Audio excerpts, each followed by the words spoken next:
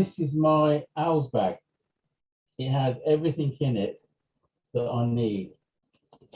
Hanging underneath here, I generally have my waterproof mat.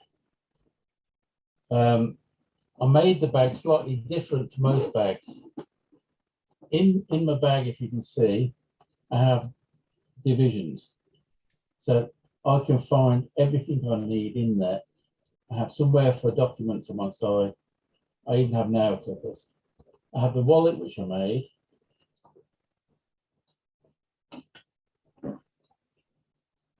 This was the first wallet I ever made. And because it's the tattiest, it's mine. What's upside down? I like a flap so that the credit cards are all protected. Coin purse. Probably got no money in it. Oh, I've got a tenner. But leatherwork's quite simple. It's just a matter of following a pattern. And if you do that, you can't go wrong. And it really is quite rewarding. I've made hats. I've made bags for my wife. I've made all sorts of little things. I made luggage for the Harley. I made the seat for the Harley. And I've made bags which I've given away as presents. So I've done tote bags and all sorts. It's really rewarding. You can do it in the warm, even though I tend to do it in my shed. And you can learn a lot. I mean, you can spray the leather to make it the colour you want. You can spray it to make it waterproof. Putting a zip in is about the hardest job I've done. The zips, it's a pig. And I won't lie, it's a pig putting the zips in. But once it's in, you have a bag which, if it falls upside down, nothing comes out of. It's very simple, really. You build with that, you build the inside and then put the outside around it, which is the only way to get all of the pockets inside. But it's useful because, you know, I mean, I see my wife when she has her bag, it's like a sack, and she spends 20 minutes rooting around trying to find something. Then she assumes she's lost her purse, only it's at the bottom. I know exactly where my stuff is. Everything has a pocket, and I found that it makes me less stressed if I can find the things I want when I want them. So this is why I call it my owl's bag, because it helps me with my stress, because stress is a mind killer. You can start making something very, very simple, like a little coin purse. All you need to do that is a small piece of leather and a press stud and a little bit of thread. I made one with my grandson, who was 8 at the time, and he's used it ever since, and he loves it. So the things you can make are amazing. So I'm thinking about making myself some moccasin slippers for the winter.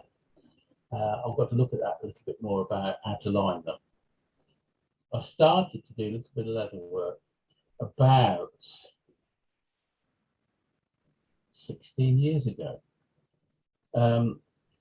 What actually happened was I was rebuilding my Harley because it'd been written off in an accident. And I couldn't afford a new seat. New seat was £150. So I decided in my naivety I was going to make one. So I went off to Northampton, which is quite local to me, and I found a tannery. And I met this amazing old guy, and he showed me all of the different kinds of leather they had, and he suggested which would be the best, and I accepted his suggestion. And so he sold me a piece that was about 4 foot by 3 foot for £15. And then I said to him, so what do I do now? And he said, well, what do you mean? I said, well, I've never done this before. And then we had a conversation. I explained about the diagnosis. And he showed me how to make a pattern. He got some scrap leather. He showed me how to saddle stitch. And so the very first thing I made for myself out of leather was a new seat cover for the Harley. I made some luggage to go on the side of it, and a pad for the backrest as well. And that was where I actually started with making things for leather. How long have you had dementia? 17 years. I'm 67 now, and I was 50. So this is something that you've taught yourself since Yes. you had the diagnosis? Because, we can learn. We can learn new things all the time. And this is, we might have to keep doing it to build a muscle memory up to keep doing it, but we can learn things. And when they say we can't, it's a huge insult to us. Because if you're learning something new, 10 to 1, your brain will make new neural pathways for that knowledge, which are going to be unaffected at that moment.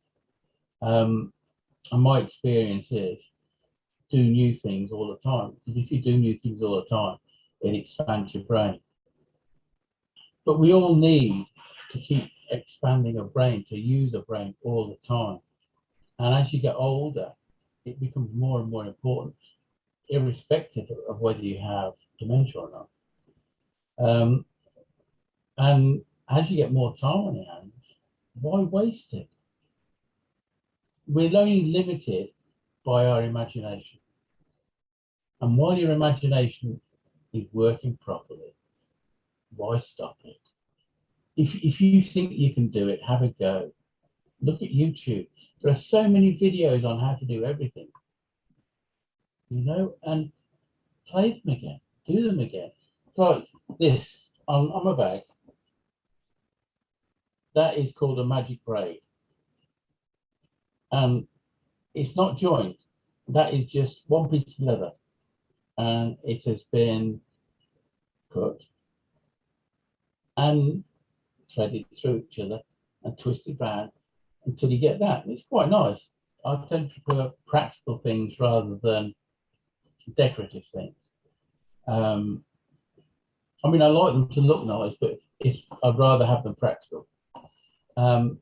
And the bag functions. It does exactly what I wanted it to do. So I'm really pleased with that, which means the design that I made has worked. And when people say they like it, you feel a bit chuffed. It's a little bit embarrassing, really, when people say, well, that's nice, I like that. Because you devalue it. You think yourself, it's not really that good. When your skill is recognized and people accept it, then it's great. And so this is, I believe, how I've maintained my brain for so long. It gave me a new start. It was like a rebirth. I've been given this mental death sentence by the doctor. So when you get given hope again, the hope that you can do something, you can change this inevitable outcome, then you should grab it with both hands.